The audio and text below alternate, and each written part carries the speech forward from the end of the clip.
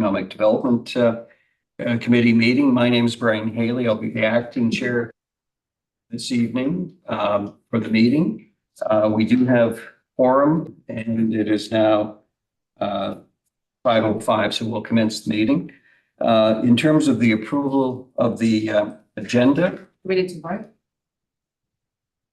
You can just add that vote to the approval agenda. Yes.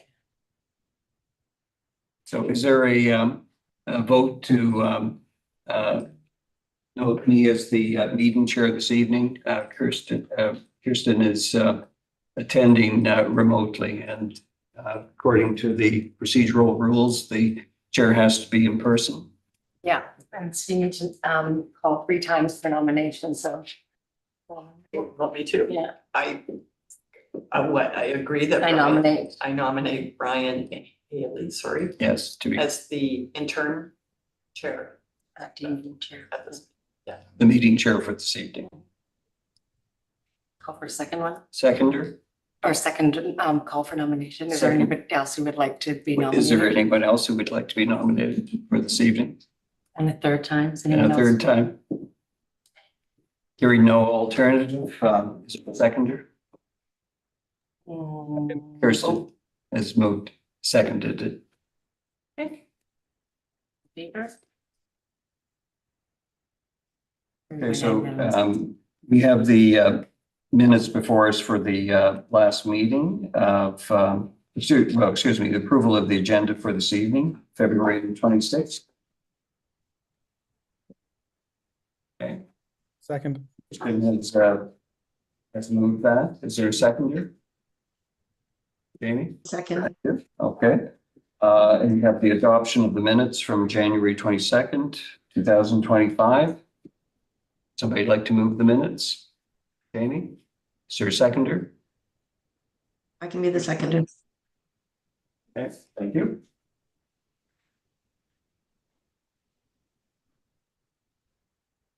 So public comments, are there any comments from the public for this evening? We do have Julie who is here. Okay. She's a member of Tourism Bowen Island. Julie, did you have any comment that you wanted to make?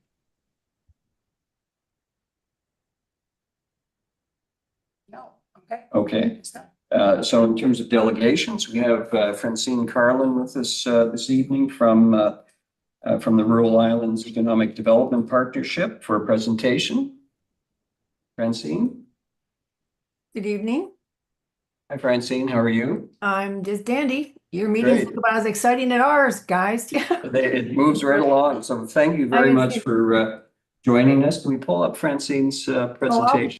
I'll pull it up. Will you pull it up? Okay. Yep. I'm going to pull it up. Okay.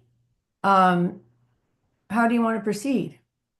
I'd ask you to go through your presentation, and then members of the committee will probably have questions for you. Okay, good. Well, first of all, thank you and good evening. Thank you for inviting me. I see some familiar faces. I know Mayor Leonard was at our 2023 forum, and Gabriella in a much better weather situation. I am aware of other people on the committee, Jamie Schaefer, Jody, Lorenz, and Lievenin was at the forum. And so I'm happy to present this overview, which is hopefully not going to be death by PowerPoint. We've been fortunate to have Martin Dimkowski on our board for a couple of years. Martin's been wonderful, but due to personal issues, he's had to resign for the time. So again, the Rural Islands Economic Partnership, founded in 2020, keeping the islands vibe alive. And okay, if I can go to the next slide. Of course, this is probably going to be my problem. Next slide. Okay, I'll just go back here. Seems my system is not working the way it should be. So just a second. Okay, whoops. Sorry, folks. So much for being organized. Okay. All right, there we go. We're right. Okay, so first of all, I'd like to say that we're very privileged to live in this place called British Columbia and on the islands of British Columbia. Our theme overall as an organization has been resilience through partnership. That means coordinating, convening, and engaging with communities across the coast. This year, we updated our purpose, and we say that we are clearly serving to empower BC's rural islands and remote coastal communities by honoring reconciliation and by collaborating and convening to share information, resources, and opportunities. Our theme for our call to action is we network, we advocate, we support, and we clearly take action to work together to achieve enduring socioeconomic well-being. And you can see from the coast, we've got Bowen over here, holding it together, and all the way up to the north. So we're excited about being able to be still here. Now, I wanted to, before we get started, do a shout out for the Rural Islands Virtual Economic Forum taking place on March 6th and 7th. I know there are a couple of people from Bowen have registered for this event. Clearly, we like to be in person, but the way these days are, virtually is the way to go. And we're offering a group rate for 2 or more people from an organization to get a discounted ticket. So even though these are 2 half days, 9:15 to 12:30, 12:45, and these are issues around adaptation, innovation, and resilience, the overarching theme for us is Canadian sovereignty, working together to ensure the Canadian economy is weathering the storm and thriving through it. So that's the behind the scenes story that we're telling in this event. So I hope there'll be some representation from Bowen. Okay, so just to give some background, I think you see the statement there that the BC's rural islands combined population is equal to that of a small country. Hard to believe. But in our research, looking at what really is happening in the islands of BC, that whether you're in the Caribbean or Fiji or New Guinea, BC's rural islands have the same primary basic needs and service challenges experienced by islanders worldwide. In particular, whether it's the size or the location or the particular environment, we're all facing limited infrastructure, some isolation and accessibility issues around digital access, seasonal tourism, limited economic diversification, high-speed internet connectivity, but of course you're close to Vancouver, so you don't have that much problem. But we're dealing with similar issues that are faced by islanders around the world. And it's important to recognize that when somebody says no one is an island or no one can be resilient alone, that's the theme that we're looking at. And particularly for our area, we've discovered that there's a true lack of regional district investment. There's not one district that has an economic development officer assigned to our communities. From the Capital Regional District to the Strathcona Regional District, none. Vancouver used to have an Economic Development Commission, but I don't know if there was anyone assigned to working with you. So one of our goals is to bring that message home that the regional districts are taking funds from the islands, but not putting it back. And also, as you've experienced yourselves, Bowen Island has been unfairly treated with regard to its rural designation. I remember back in 2017, 2018, Bowen Island working on your strategic plan, you were able to get some funds from the Rural Dividend Fund. You got an exception, you got ability to apply for it. Then in when the Reddit program came about, you weren't allowed to, even with an exception that you're not part of the Vancouver Regional Growth Strategy. So there's really a struggle to have our islands recognized as independent entities from the districts and the big populations that we have. So that's one of our goals, is to really fight for the exemption and also the actual decision policy-wise for our islands, and particularly Bowen, to be considered eligible for Islands Coastal Economics, develop Islands Coastal Economic Trust funds, and any kind of grants that come through the province. Okay, so just a little bit more about how we are working together. And as I said before, we're focusing on the rural islands and remote coastal communities. When we say remote coastal, we're talking about up in Port McNeill, Port Hardy, Souk. We have people there who are part of our community. And again, we network, advocate, support, and act towards realizing enduring economic resilience and well-being. And we do it through initiatives related to partnership, coordination, and recognizing the traditional and reserved lands of Indigenous communities. So as noted before, we were founded in 2019 through the Rural Islands Economic Forum that was held on Pender Island. And then in 2020, just when the COVID was about to hit the ground running, we were founded as a society. And so during COVID, we responded. And I know that was a good 4 years ago, but it really showed our ability to gather together all the islands around a buy local message. And Bowen Island was one of the islands that was part of this Island Comeback program, and it helped many people hang on to their small businesses because of our gift certificate and donation initiative that took place over almost 2 years. So that was something we were very proud about, and kept us in the faces and places out across the islands and the coast. Committed to reconciliation. This is, one of our tenets. We always recognize the importance of Indigenous reconciliation, particularly Indigenous economic reconciliation. We featured a panel at the forum on reconciliation, and during our 2025 forum, we're having Adam Olson, who was the MLA for the Southern Gulf Islands region, and is now the chief negotiator for the Tarslip Nation. He's going to be speaking about what is the true meaning and doing of economic reconciliation. So that's an important tenet of how we work together. And our network, which is where we come together to do these kinds of events. And you'll see here through our cafes up here, and there's actually the photo, there's Mayor Leonard with a beard, your delegation from the 2023 forum. And so, and I think Judith, she's signed up for the forum this year. So our connection cafes have been something we've been holding on a regular basis. Last year we had a large cafe around emergency prep. And again, we're gathering together next week for our virtual forum. Engagement and advocacy.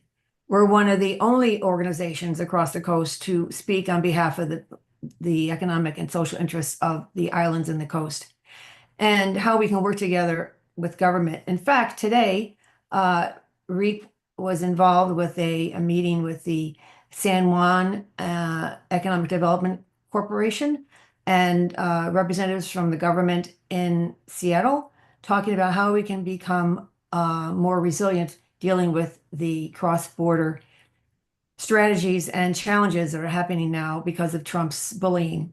So there's going to be a conference in mid-March to look at ways that we can still support by Canadian, but also recognize that the coastal relationships between the Pacific Northwest, whether it be oil spills or orcas and ocean health, we have been working together for years. And just because this moment in history is not going to take back what we've worked so hard to create over the past 75 years. So that's advocacy and engagement is a big part of our wheelhouse. Donut economic focus, we talked about that as balancing the social needs, economic opportunity, and ecological sustainability. And this was reflected in the work we did in our policy resolutions around housing, travel, food security, arts, education, economic vitality. So those are where we're continuing to focus our efforts. One of the areas that we are very proud of is our work with Rising Tide Business Services and Skills Up Training. This is our social enterprise where we're bringing cost-effective services, both training and digital expertise, to communities that don't have access to it, and providing people with small businesses with budgets that can't compete with urban based organizations, and providing work opportunities for local creatives. And we've been in operation since 2021, and the idea is to work together and support small businesses during this time and into the future. So that's we're proud of this program, and it's something that we're actually collaborating, working with the Souk Business Co-op. They've set up a co-op where they're basically offering the business services at a reduced rate to members of their co-op, and Rising Tide Business Services is one of the providers. Okay, looking at travel, I know that Jody and I, we've talked about the importance of regenerative travel, and looking at it as travel as a force for good as a regional strategy as well as a community value.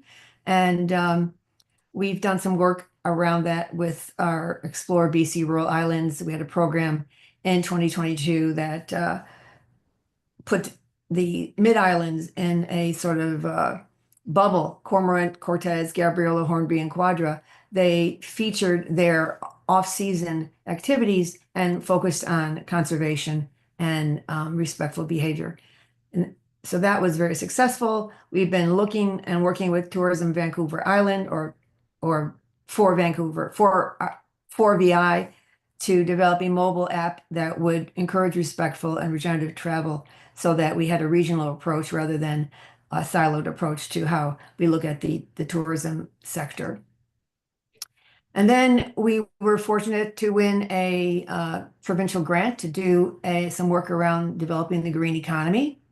And the government funded research to identify what islands and coastal businesses would be willing to be part of a greener economy.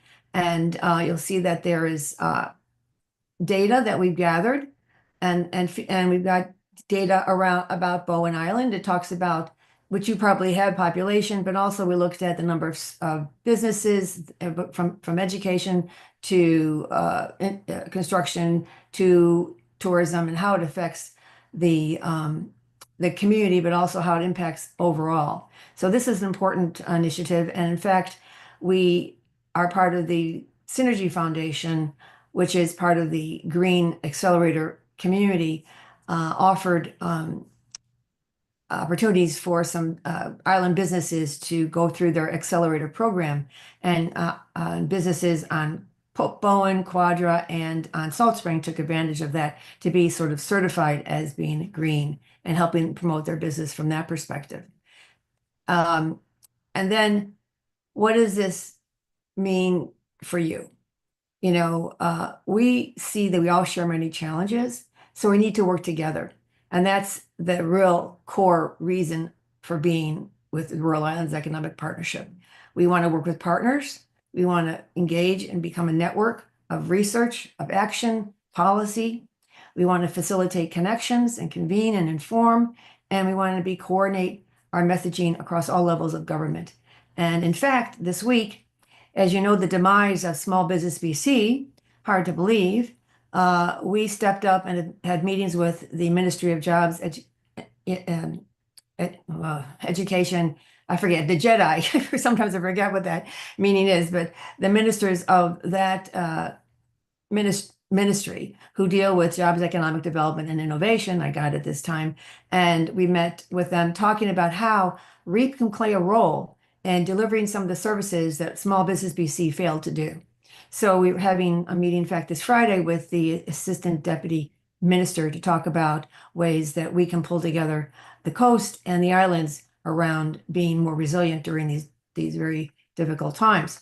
So also we have a volunteer board, a very lively bunch from Alert Bay, Cortez, Gabriola, Galliano, Malcolm, Salt Spring, Pender, Quadra. Our representative from Port McNeill had to step off because of some other obligations, and you know, Martin had to leave for the time being. So we'd really loved for a representative from Bowen, from the ACDEF committee, to be part of our champions and lead with us. So with that in mind, I don't think people have seen our video, but you're going to see it now. Here it is.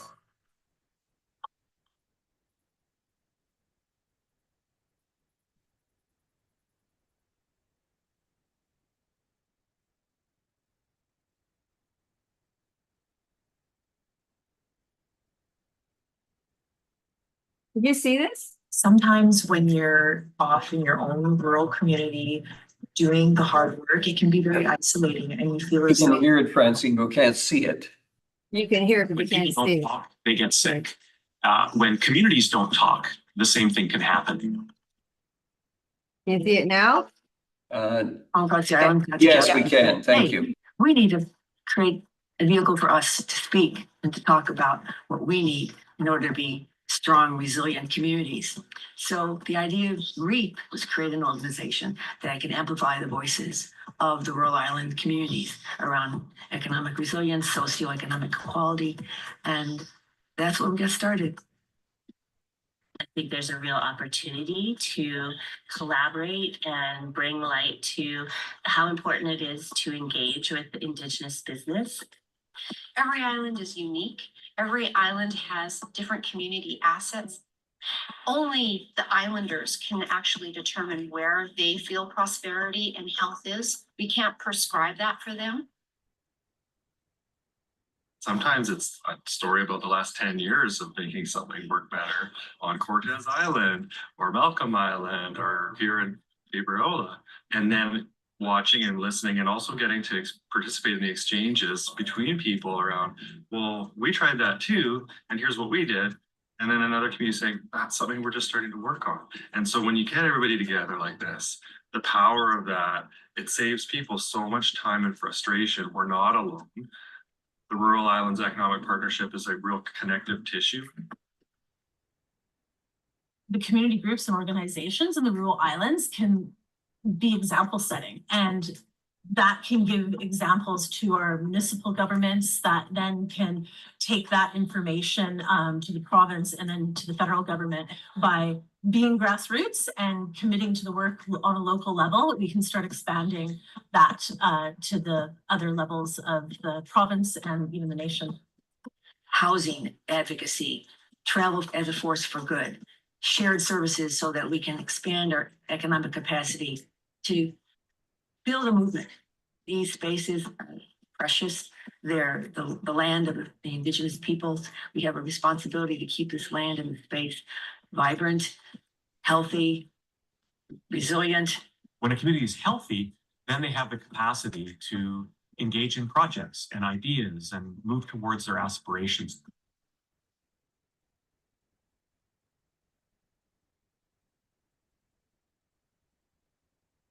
Okay. Well, that was great. Thank you very much, Francine, for the presentation. I think I'd like to open it up to the committee for questions or comments. I figured out that the wall wasn't destroyed by water, like thinking about it, how they were actually moving it down, standing there thinking, wow, a couple thousand years ago, our people were gonna start moving it there. Okay, was that the video? It's Continue. Francine's computer. Oh, okay. Yes, my computer has a life. So sorry. Are we okay now? Sorry about that. Yes, we're okay now. So questions, comments from committee members? Thank you, Francine. It was a really great presentation. Was excellent. I guess I have a question for you, and I know the conference, the March conference has been set. You've provided us with the agenda, but I was just wondering, in terms of the life of REAP, you indicated that it was formally created as a society as of January 2020, so just in time for the COVID pandemic. And now, of course, we're at 2025 and we're now into a financial pandemic, if you will. So one was a health crisis, one is a man-made financial crisis.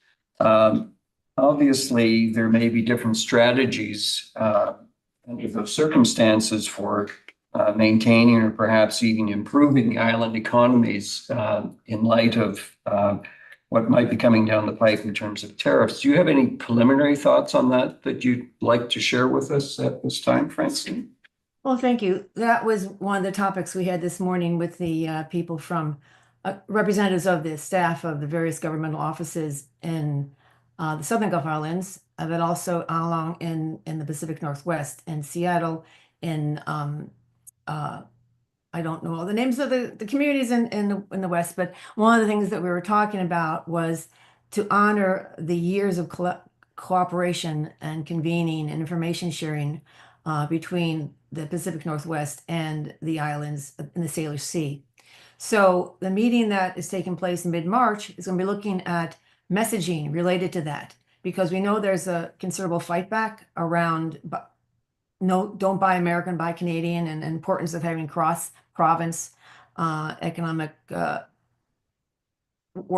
economic drivers and not being relying so much on the U.S. Canadian business transactions. Our thoughts are that we can be more of a hub, sharing information. So there's information sessions this week that I think that got notice from the province talking about how we're dealing with the onslaught of the tariffs as of April 2nd, but more importantly, messaging that does not become anti-American or anti-Canadian, on both sides. Look at this. My intention is that in my lifetime, this is not going to continue, and that we don't want to look back and say, where could we have been kinder to each other as we go through this difficult time. So I would say what REAP is doing is pulling together the voices. So through our communications, our recent newsletters, talking about the 13 premiers who went to talk to the people in DC, talking about pulling together the messaging around the coast, that we're working together as friends, not as enemies during this time. So that's all we can do, is provide some messaging safety in this time of disinformation. Great, thank you very much, Francine. I see Mayor Leonard had his hand up. Mayor Leonard? Yes, thank you, Francine, and thank you for being here. It's wonderful to see you again. I think back fondly to our time on Gabriola when we had the forum in person. I look forward to attending again in person again, and I just wanted to say to the committee, because some of us from the committee at the time went, that it was just such a wonderful experience, and I think I felt more at home in that setting than I do in many of the boardrooms and other sort of regional bodies that I participate in on the mainland. And I just wanted to thank you and the organization for creating that experience, and thank you for being here today. You're welcome. And thank you for being there yourself. And that's, virtual is not necessarily my go-to, but when we have these virtual experiences, it's quite amazing. And I know, Jody, you've been part of it. You've sat in some of these and gave presentations. Good to see you, by the way. Where people disconnect in our breakout sessions, and it's building community in places that it's oftentimes hard to, because oftentimes we feel, like we said in the video, isolated and alone. And this is where we can come together around common opportunities and common challenges, as you might say. So, Kristen, you had something.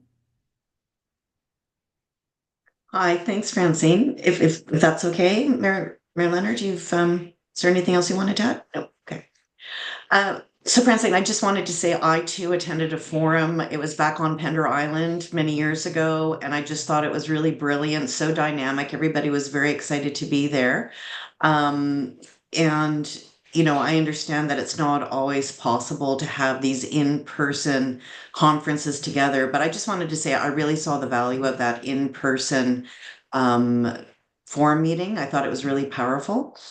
And also wanted to say that for Bowen Island, we're planning a business summit later in the spring. And I just wanted to say we would love to have you come and really present to the small businesses and larger businesses here on Bowen Island. Our theme is about the circular economy. We know that Rural Islands Economic Partnership has really been taking the lead in a lot of those conversations, the donut economy and all that fun stuff. So just wanted to officially invite you over to our business summit. We'll keep you apprised on the final date and what that looks like, but would love to provide you an opportunity to speak to our businesses on Bowen Island. I think the work that you're doing is really fantastic, and just to raise awareness would be, I think, a good opportunity for us. Oh, very exciting. Thank you, Kirsten. That's something we will look forward to, because talking about what we're doing and how we're making a difference in our communities is really, it's heartwarming, quite frankly. So thank you. And in fact, we're going to be presenting with the Islands Coastal Economic Trust, the Vancouver Island Economic Alliance, and REAP at the Association of Vancouver Island and Coastal Communities. Now, Mayor Leonard, are you going to that? The AVICC conference, April 12th, 11th, and 12th? I'm going to do my best to attend. Yeah, so Okay. traditionally we Well- attend the LMLTA, but it'll be our first year at AVICC, which I'm Okay, excited well, about. if you're there at 7:20 on Saturday morning, well, we're gonna be there, so presenting as a group around the coast. And thank you, Kirsten. We will take advantage of that offer, so I'll look forward to the information. If there's no other questions or comments for Francine, I guess I do have a question for you, Francine. As you indicated, Barton has resigned from the board of REAP. Are you looking for a replacement from Bowen? Yes, we are. and- We'd love to have, I mean, Martin's gonna stay active, but he's got some, he's got some issues he's got to deal with, and he had to make some choices. He's still going to be working with us on a project should we get funded, but he just had so many hours in a day, which I know we all are up in many times volunteer and work. So we would love to have a representative from Bowen. We meet monthly for 2 hours. And in that time in between, I would say there's not more than 4 to 5 hours a month that involve emails and connecting around projects. So happy to have someone from Bowen be there. It's important. We don't want to lose the house sound. So. Okay. Perhaps if anyone on the committee would like to put their name forward now, put up their hand. Otherwise, think about it and we can discuss it at the next meeting as well. Okay. Well, thank you for the opportunity. I wish you a good rest of the meeting. Good to see happy faces at 5:20, 5:40 on a Wednesday. So I'll take my leave then. Is that correct? Perfect. Thank you so much, Francine. Bye-bye for now. Bye-bye. So anybody wants to attend the virtual forum, let me know. So staff is just reminding us that if anyone wants to attend the virtual forum in March, she will make arrangements. Register and send me a receipt. Okay, register and send her a receipt. Next item, subcommittee reports. The newcomers guide working committee. Is Roger? Yeah, I see it online. Is Roger online? Yeah. Roger, would you like to give an update as to what happened at council on Monday? Yeah, we presented the updated newcomers guide and the motion was accepted to go forward with publishing it. So that'll go online, subject to some of the edits that are still ongoing. So we're still collecting some of the fine tuning of the document before it goes up. And Steph, have we decided on a print run yet at all? No, but I'll meet with the designer and writer on Tuesday for the final discussion. Okay. And then I guess the last thing will be to check all the links Pick them up. before it gets published. Yeah. Sorry, pardon, Roger, can you repeat that? The last thing will probably be to check all the links before we do the final publishing as well. We have someone on that right now. Thank you for highlighting that. Great. Okay, any questions of Roger? Further questions? Okay, seeing none, we'll go on to the next item, the Policy Development Working Group. I think what I'll do is I'll just provide maybe a bit of a refresh as to what the items were on the subcommittee that we had been working on over the last year. I think it had been agreed that the 5 or 6 key items that the subcommittee was tasked with were first and foremost the municipal and regional district tax. That's well underway. Council has adopted a planning report to recommence that process. And Daniel Martin's with us today. He's going to provide an update on that matter. We were also going to look at short-term rental policy that has been addressed by council with respect to the opting into the primary residence requirement for Bowen. We were looking at supporting local business policy, particularly with respect to Section 25 of the Community Charter. We were also going to look at use of public lands for commercial purposes. And finally, we were going to do a review with respect to the official community plan.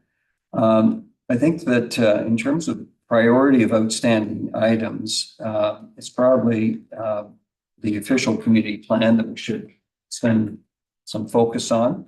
And I would suggest that all of the members of the committee take a look at the community plan, especially given that it is currently under review, with the, of course, economic development lens. And we will reconvene to discuss certain principles or policies that are within that planning document that we may have comments on for council at a later date. Kirsten, I don't know if you can provide an update with respect to where the official community plan committee is with respect to the review and what the timing might be. Just very briefly, the OCP committee has been working with McElhaney on a community engagement and consultation process. Basically, highlighting various interest groups, various areas, looking at some of the tools that McElhaney will be using in terms of mapping and activations and engagements. So things are progressing quite well. I think we're going to be learning more later on in the spring in terms of actually kicking off the OCP engagement with the broader population base on Bowen. Okay, thank you.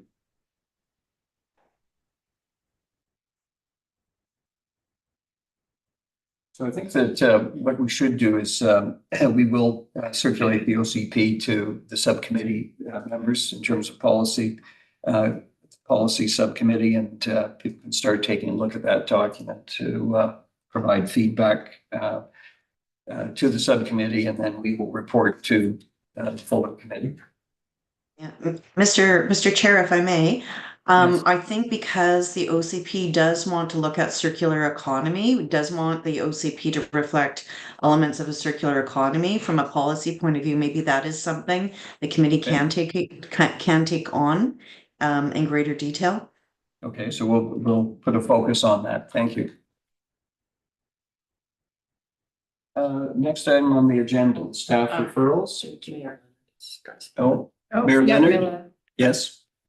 Yes, thank you, Chair. And just to put some additional context on what Kirsten said, the inclusion, so council's direction to include circular economies or even regenerative economies like donut economics, which has been discussed in this committee previously, that really came out of this committee. So I think that, in my view, I've stepped away to be arm's length from that committee to really allow it to be a community committee at this point.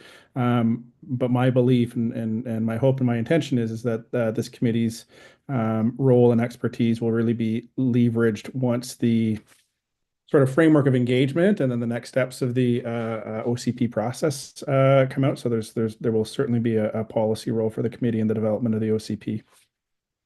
Very good, thank you. Want to tell them about the report having come to council and then sent to the budget? Yeah, I was going to leave that for item 6.1. Okay, so maybe we'll ask Daniel to come up now and we'll look at item 6.1 with respect to municipal, regional, and district.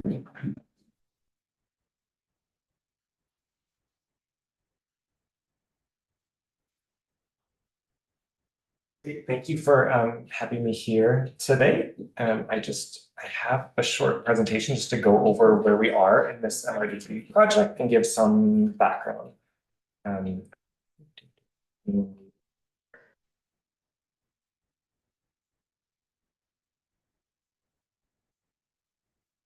Okay. So I know most of you are familiar with this, but for those who aren't, so we're here talking about the MRDT, which is the Municipal and Regional District Tax, which is great because the long version tells you about the same as the short version, which is not a whole lot. But it's a provincial program introduced in the 80s. It's to fund tourism marketing projects and affordable housing initiatives through a tax and short-term accommodation.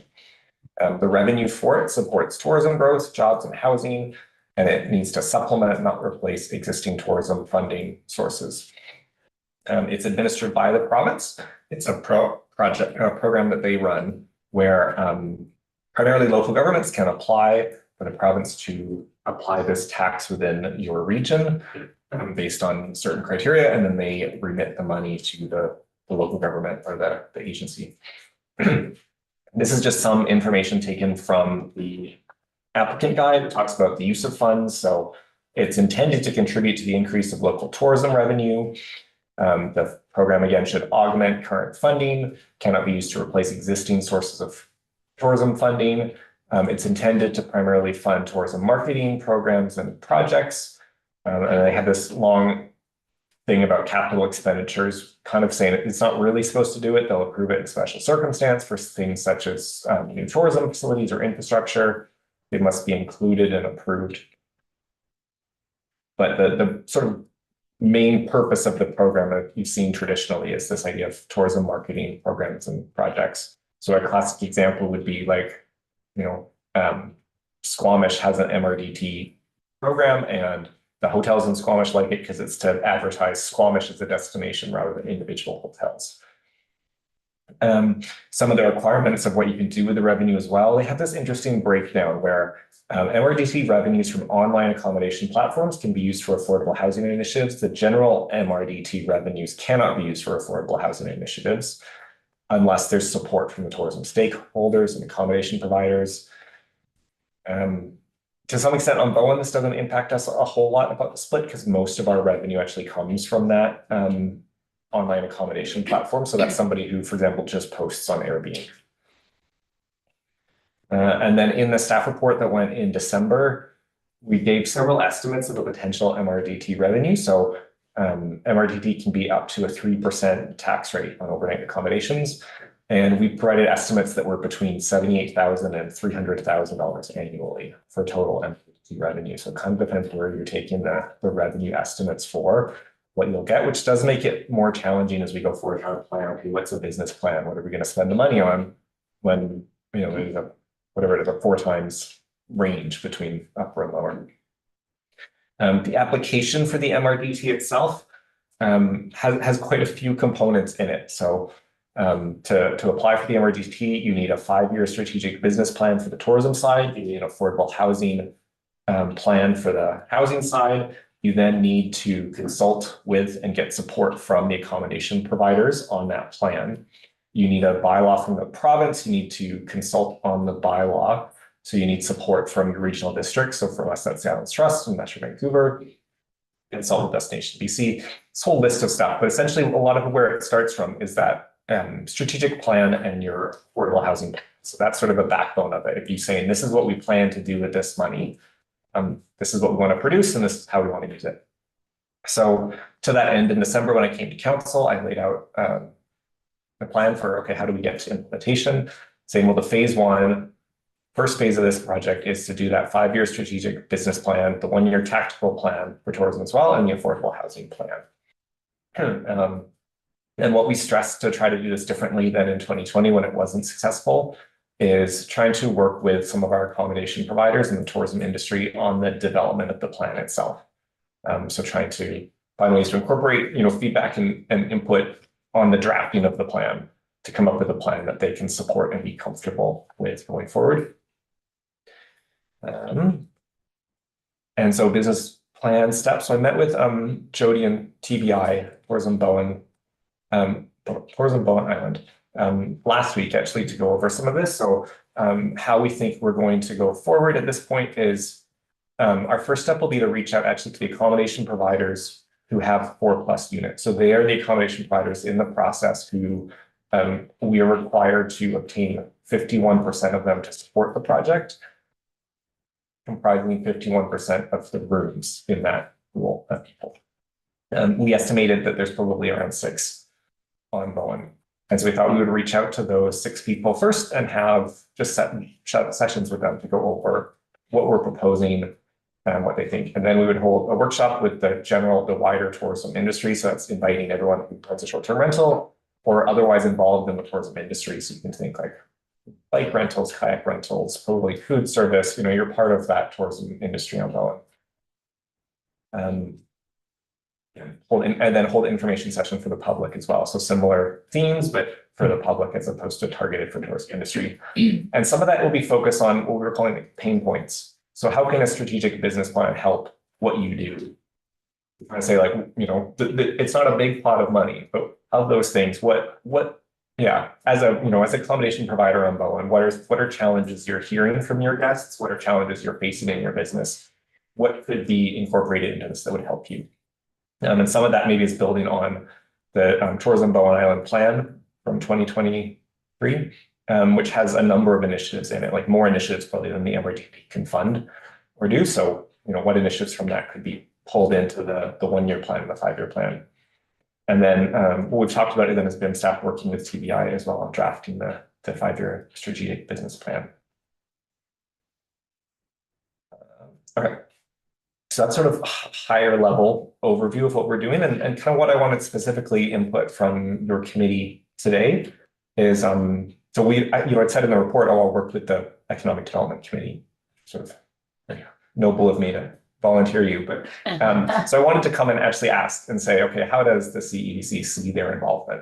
And what I put in there is a couple steps. So we're probably doing workshop with accommodation providers in early April. And at that point, we'll sort of be ready to say, okay, what would you like to be in the plan? And so I could come again to you guys in April for a similar session, like we would do with the accommodation providers. We would do a session with the Economic Development Committee. Say, what do you see? What should be a part of this? And then I can return again post-consultation with the draft plan to the CEDC for comments early May. I think this is 2 sort of natural points with your meeting schedule and where this phase works. And then second question I had was, do you have any comments yourself about the process or about the MRT program, or just any input that you want to provide to me at this point before we reach out to accommodation providers? And that's the end of what I have to do. And this is Cooper, Daniel.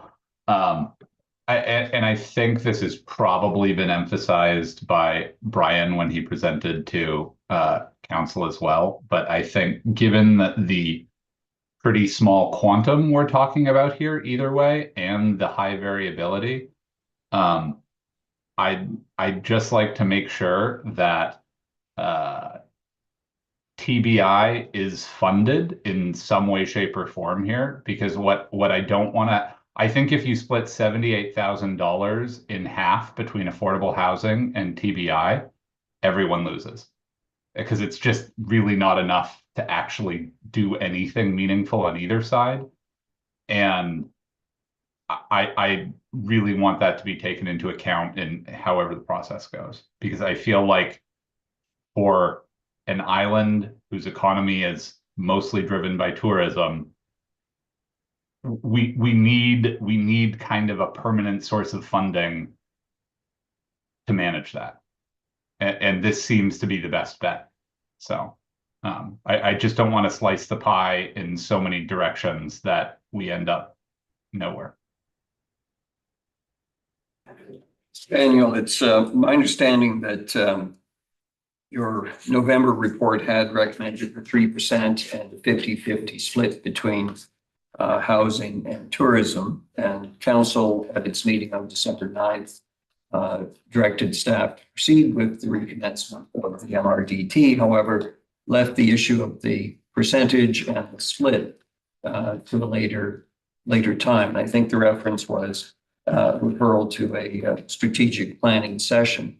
Do we know when that strategic planning session will be from a timing perspective? Do we have a rough idea as to when you are expecting greater clarification from council on the percentage and the split?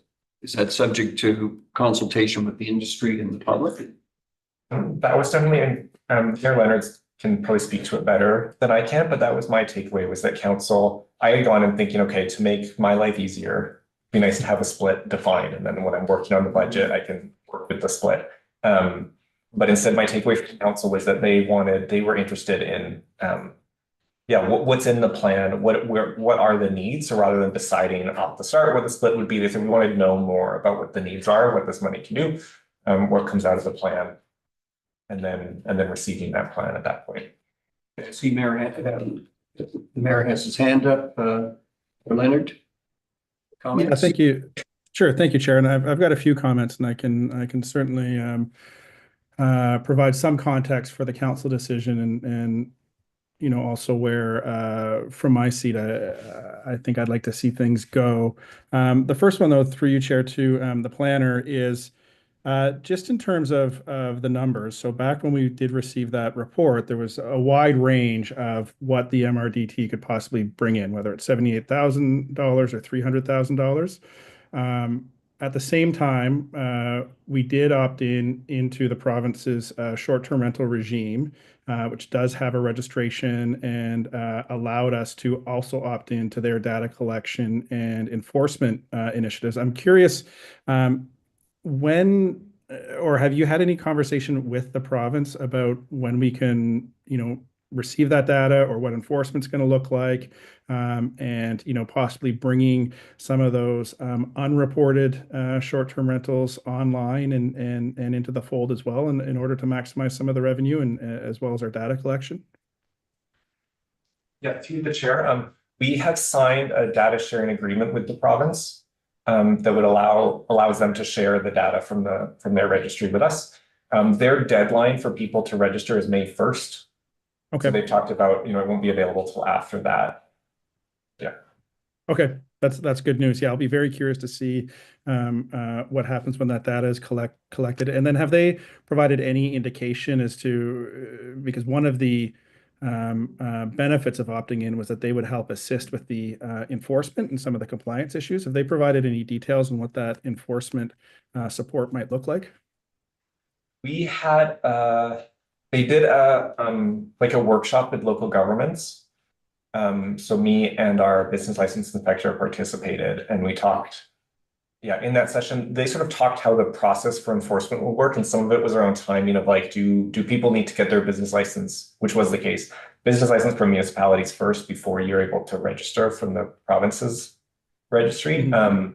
And yes, so they have like a contact person that we can contact for enforcement. So after May 1st, if we become aware of something, we can contact them for enforcement. Okay. Okay, that's helpful. And then the last question, which is going to inform just my comments on the process in general, again, to the planner, is so in the slides that were just presented, there was, we talked about both the tourism side and the affordable housing side and the need to build business cases or planning cases for both of those. And we saw, I think, some of the steps forward for the tourism support side, but I'm curious in terms of the housing side or the affordable housing side, what's the plan to move forward on that one if it was to be a split in any way, shape, or form? Yeah, I think I've been focusing on the partnership agreement that council's directed with Birch and operating funding for that, and the thinking being that that's the most logical place for the affordable housing plan is like ties into that operating agreement. Okay. And that's a community-owned housing. Yeah, for the community-owned housing organization, the partnership with Birch. It's hard to see the affordable housing side of it going towards some sort of capital fund just because of the dollars involved compared to the dollars of building housing. Seems like it's not as valuable as it could be. Right, not as valuable as it could be, but we did just see, something in the air, an ask for the lot 1 development for like $180,000 in planning, right? So it's limited pots of money, and everybody would like some.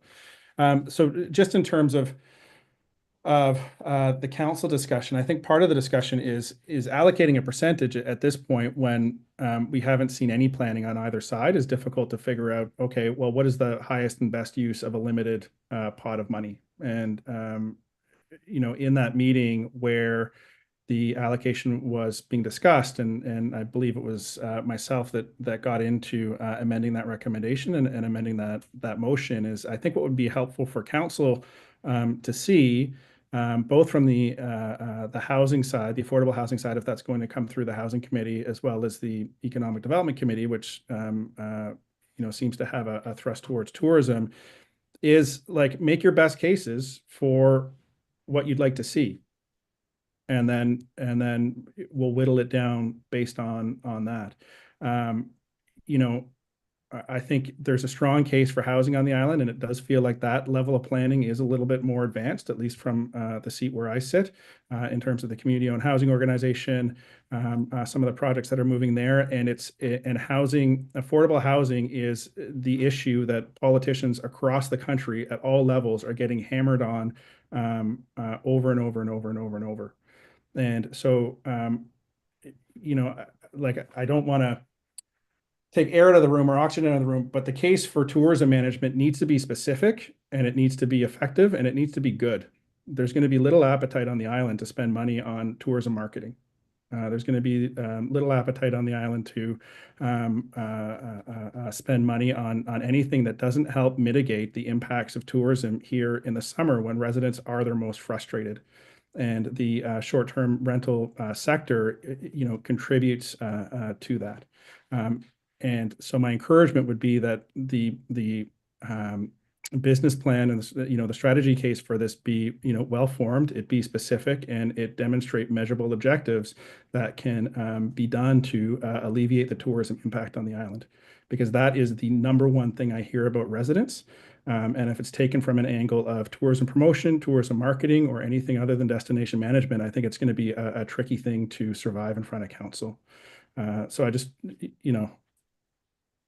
wanted to be clear about that, just based on what I'm hearing from residents in the community and what's being said in the community, and the types of letters and the type of feedback that we're getting from council.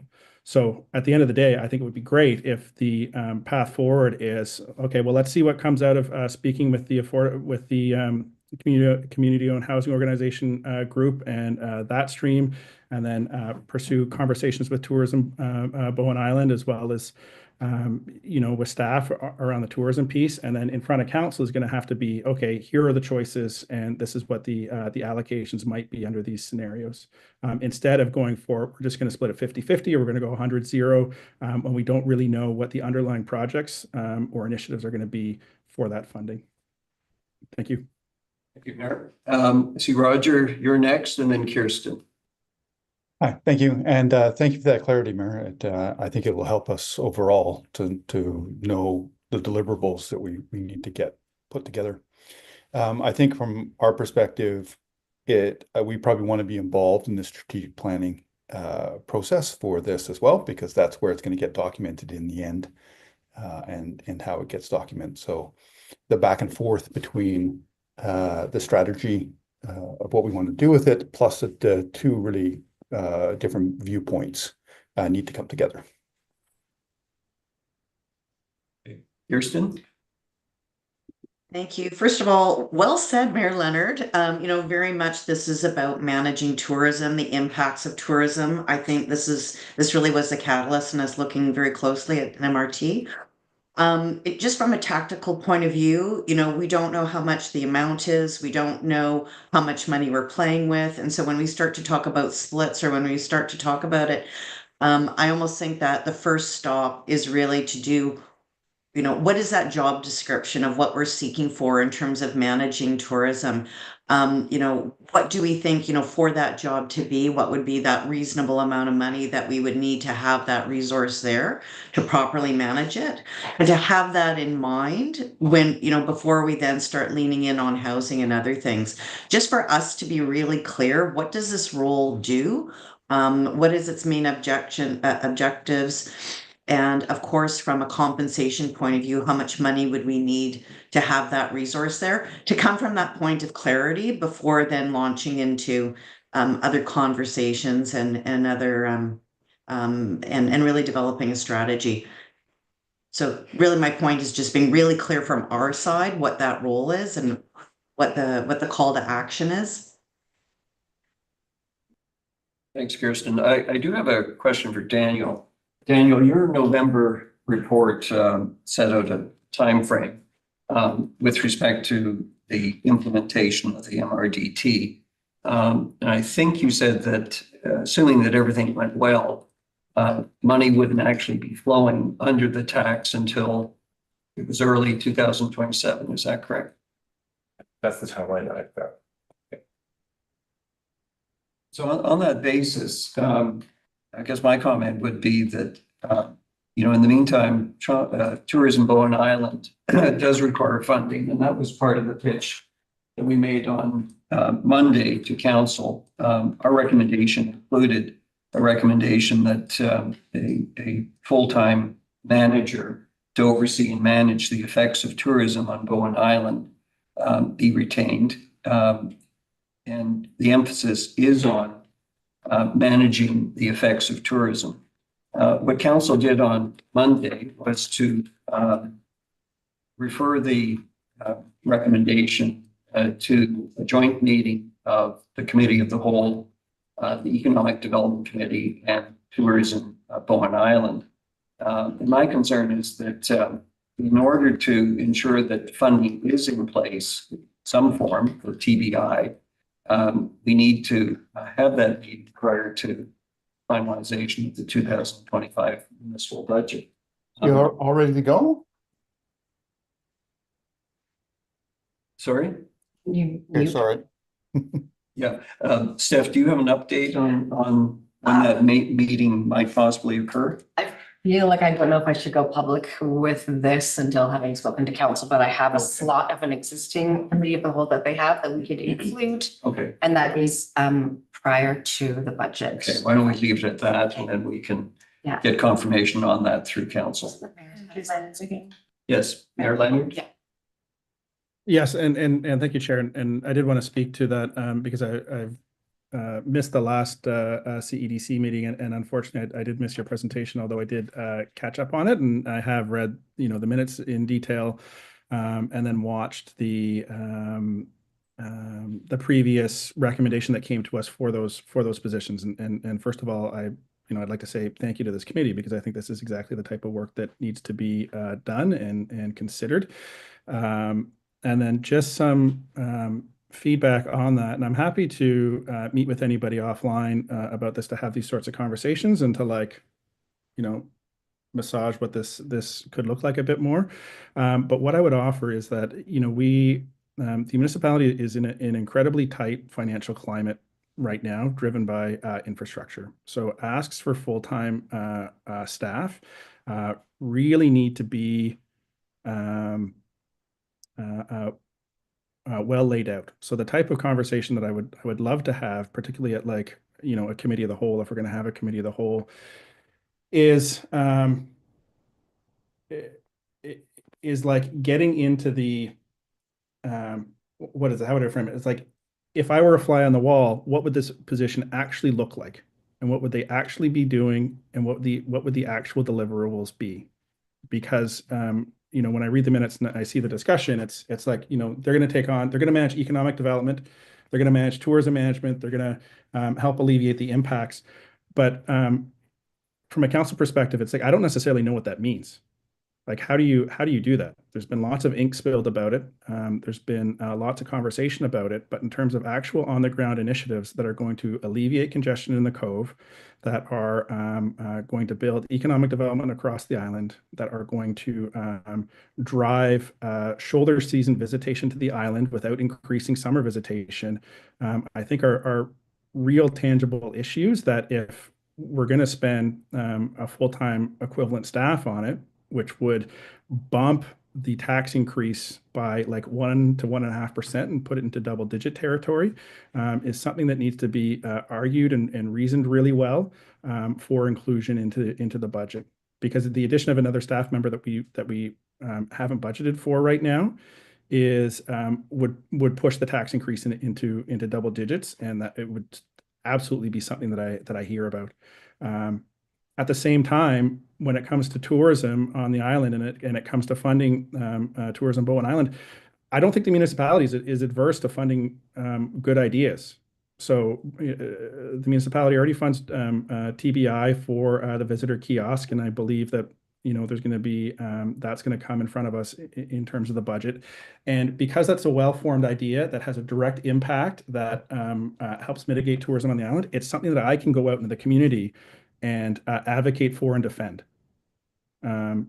So if there's specifics there, like when we have that discussion, like what does it look like? What are the outcomes going to be? What are the KPIs going to be? That's the type of thing that I would like to have. And if we have that joint committee of the whole with the CEDC, I think there's an opportunity there to have some planning around that. That's great. That's very helpful, Mayor Leonard. Thank you. Jody. Jody, have your hand up? Yeah, she does.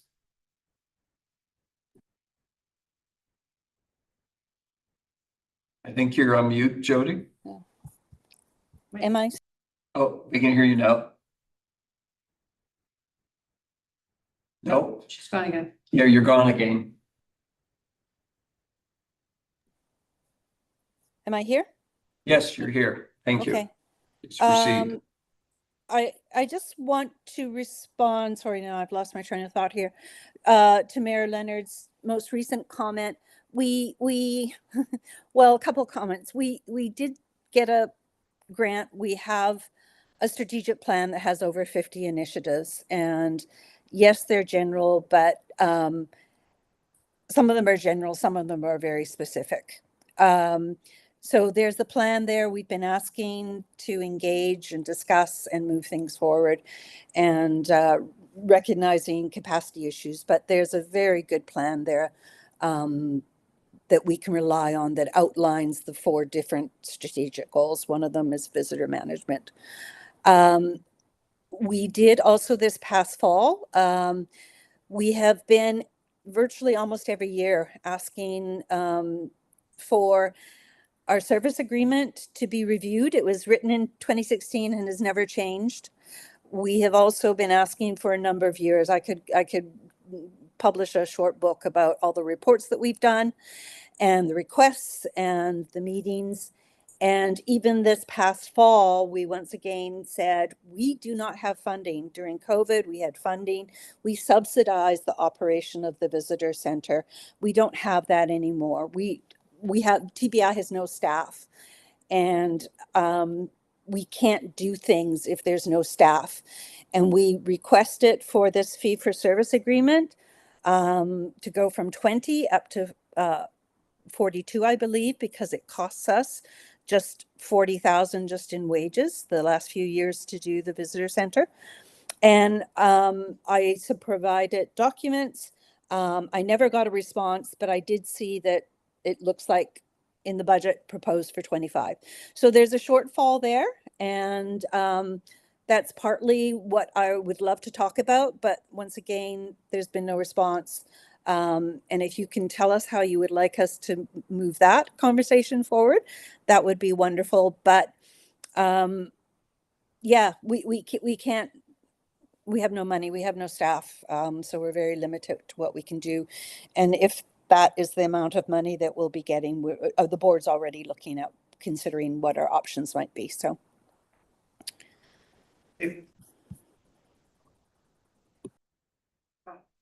Oh, Cooper, you're next. Thanks, Brian. I have a question for the mayor on this as well. So you were saying give like really specific guidance on the initiatives and exactly how it's going to be used in a way that's going to, you know, mitigate traffic congestion or anything else. I'm the way that we came to the recommendation initially was essentially, hey, there's a bunch of initiatives out there that are all great initiatives, but fundamentally, if there's no source for permanent funding for a staff member to think about and manage and push and organize all those initiatives, you can have the best specific initiatives in the world, but if there's no one who's championing them as their full-time job, they're just not going to happen. And so like we shifted the way we were thinking about it from a whole bunch of initiatives to let's fund the person in charge of these initiatives as the most effective way to make something happen. And I just want to clarify if you think that's the wrong approach, because we kind of thought it was self-evident that you need a person to do these things. But it sounded like your comment was more, tell us more about the things. And we'll do whatever we need to get it funded, but like, I'm curious how you think about this. Right. That's a great question, and it's I think it's a bit of a unique piece in Bowen's governance, where there is, you know, a bit of fuzz and you know, and how these things come to be. You know, what I would offer, like a similar discussion, which has been long and at times messy, but has gotten somewhere, has occurred in the Community Center Joint Management Committee meetings, where you know, there's a partnership between the community center and the Hearth, effectively, and they're looking at creating a position that has municipal funding, and there's, you know, that committee, you know, went as far as drafting agreements and job descriptions and things like that. So if there's yeah, I am sensitive, and I agree that yeah, it is tricky to say, you know, for a committee of volunteers to say, okay, well, here are the exact things. And I think really what I would be looking to is just to put it on his shoulders a little bit, is Daniel in the room, who's going to be shepherding, you know, both the tourism plan and the affordable housing plan, to help shape some of this, knowing that it's going to be imperfect, but having the conversations of, again, like, what is the highest and best use of money in a community where we've been, you know, our 5-year plan faces basically 10% tax increases over 5 or 6 years just to keep up with basic infrastructure. So again, there's a you know, a very limited amount of funding, which I think has been underappreciated in the municipality for a number of years, and right now it's all going out the door to infrastructure. But at the same time, we need to fund things like the arts. We do need to keep up with our visitor management and our tourism management. We do need to, you know, keep up with recreation. So there's, you know, there's rooms and there's other pots, but it's we're in a much tighter financial situation than, like, yeah, we can just we can add another position and let staff figure that out. So the role for the committee is, I think, already a good one. It was received by council the other night. There's been a referral to a committee of the whole, which, you know, I think it's going to be great to have this committee and full council together to talk about some of the economic development and tourism issues on the island, and what funding could look like for that. I think that is a great step in and of itself. And, you know, given that it's new, it's, you know, feels a bit muddly, like we're dealing with bureaucratic processes, you know, I think, like, overall, things are moving somewhat quickly, and we'll see where they go. There is time to get these conversations into the 2025 budget. I would anticipate that at that committee of the whole, Jody's concerns around the funding for the visitor center can also be brought up. You know, I know that there hasn't been no answer, because I've been, you know, sitting in rooms where you know, I know that we asked Tourism Bowen Island for some follow-up information, like financial statements and things like that. So that has been it has been worked through and is being included in the budget, and that'll be presented to council, you know, when we get the draft of the budget after all the community consultations. So it's coming. You know, it's like, we're still a bureaucracy, so things aren't like quick. It's not a tomorrow thing. It's like, you know, meetings and more consultations, but I think the next big step of us coming together as a committee and council is going to be a good one. Does that help answer things, Cooper? Is there any, like, dangling loops that you're feeling? I'm just noticing your face there.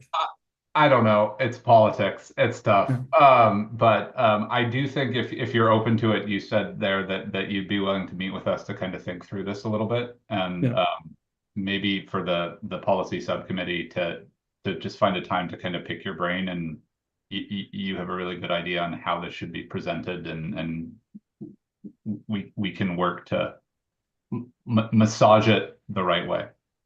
Mm-hmm. Thank you. Alex, I see you have your hand up.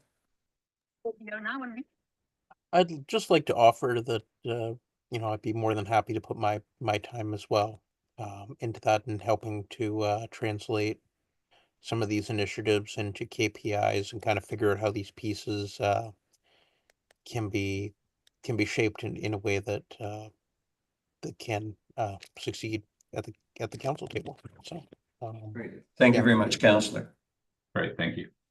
Okay, seeing no further hands, I'm mindful of the fact that And Mr. Martin did ask us a question in terms of what involvement the committee wanted with respect to the MRDT. I believe you outlined a couple of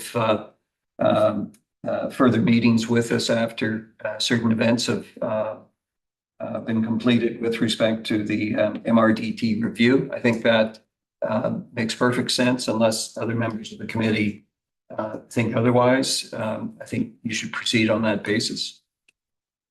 Okay, so seeing no further hands, I think we can conclude this this item. Thank you very much, Daniel. Thank you. We're into updates. 7.1, province of BC. Wendy, are you still with us? No? Okay. All right. 7.2, tourism Bowen Island. Jody, you have an update for us? Sure. Well, I just want to say to everybody here, and Brian, thank you so much for engaging this conversation about tourism and tourism management. And I appreciate the support and, as the mayor is saying, to continue the dialogue.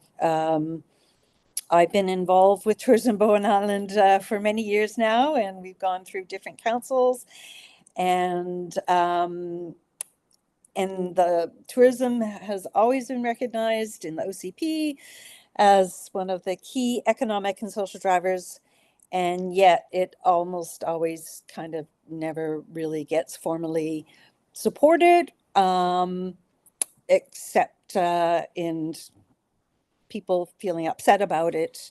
And so it's been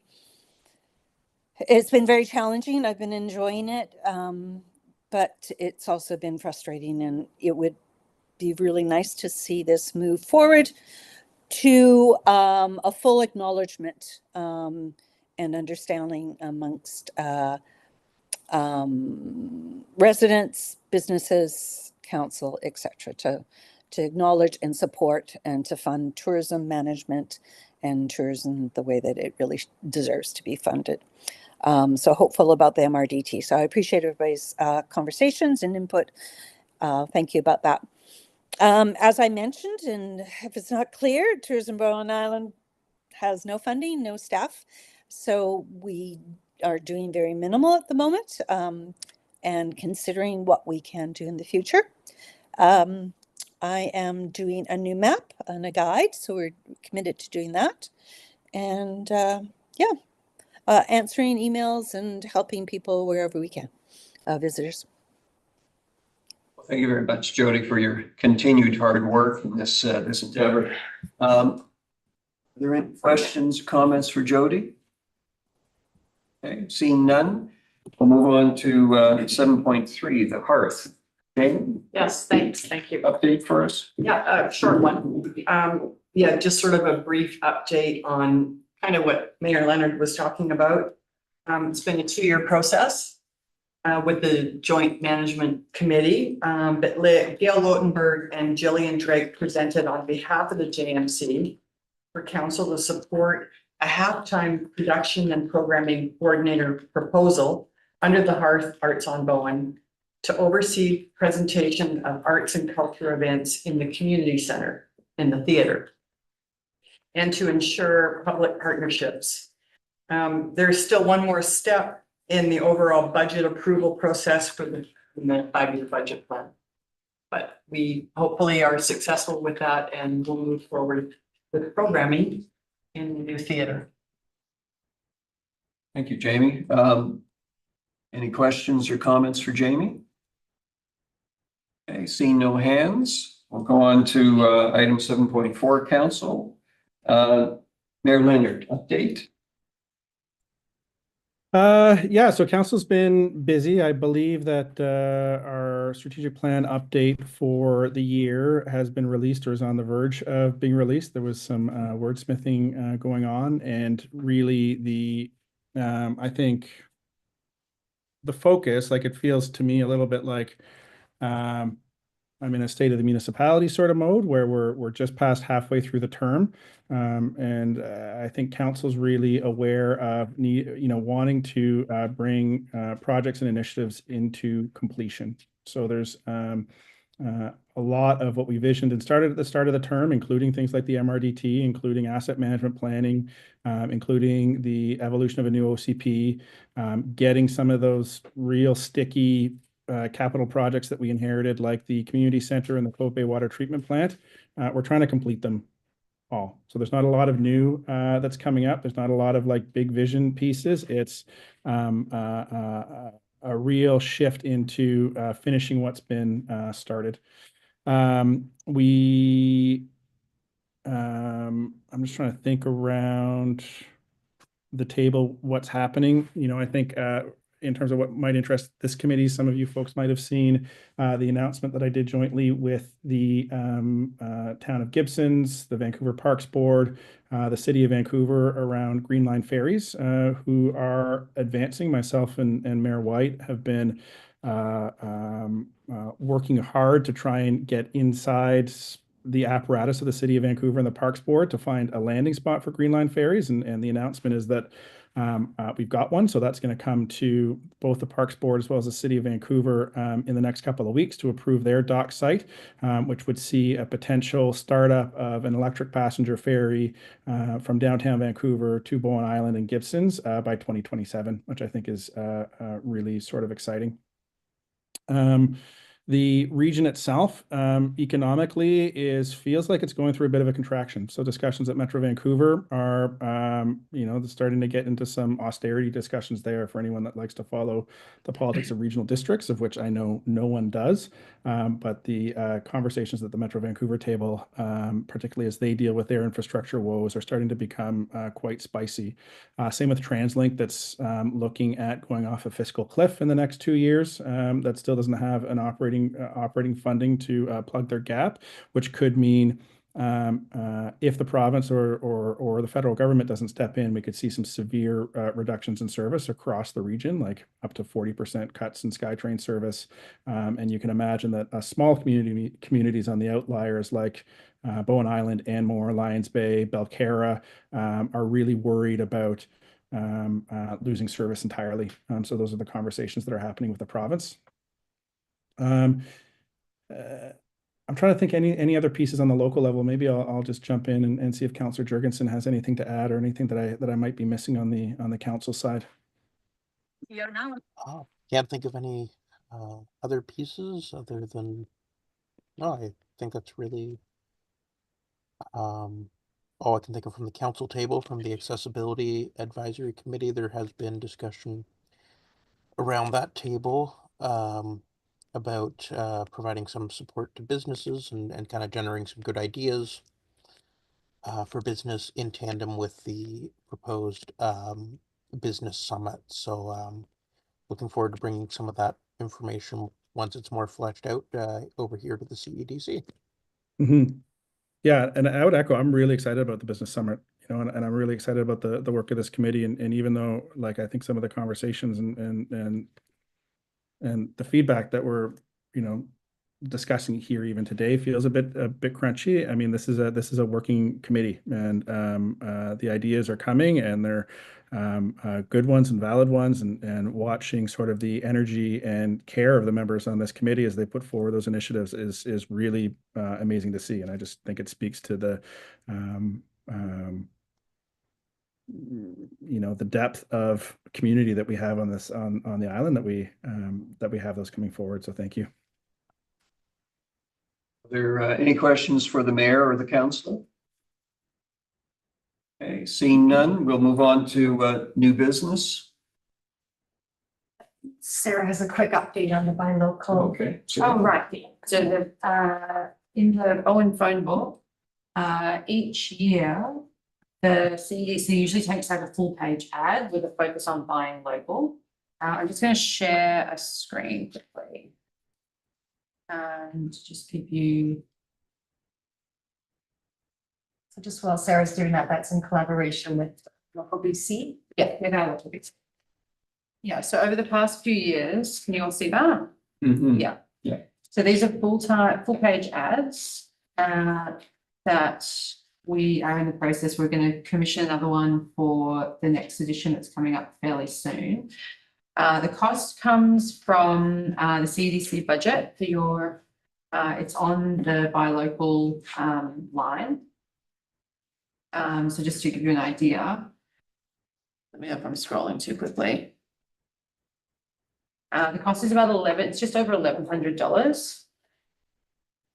And yeah, I just wanted to put it out there to this group to see if anyone had any feedback or great ideas. I can also email these out to all of you as well.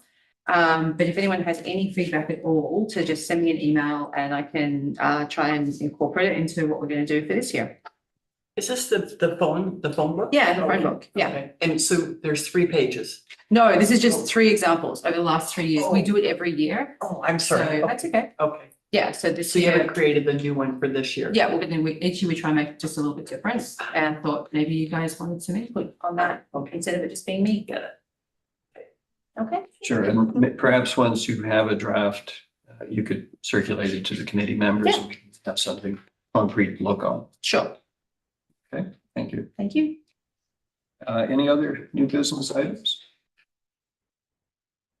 Ooh, timing for a elected chair. Right. Questions? See no members of the public? Is Julie still here? Julie is still here. Yeah. Oh, Julie. Is she? Julie, do you have any questions for committee? No, I don't. Thank you. Good, thanks, Julie. Next meeting. We have some possible dates, Steph or Sarah? So it's usually about a month, yeah. Mm-hmm. So that would place us on the 26th of March, would be exactly a month from now. It's also a Wednesday. I'm gonna say both you and Cooper will be busy at spring break.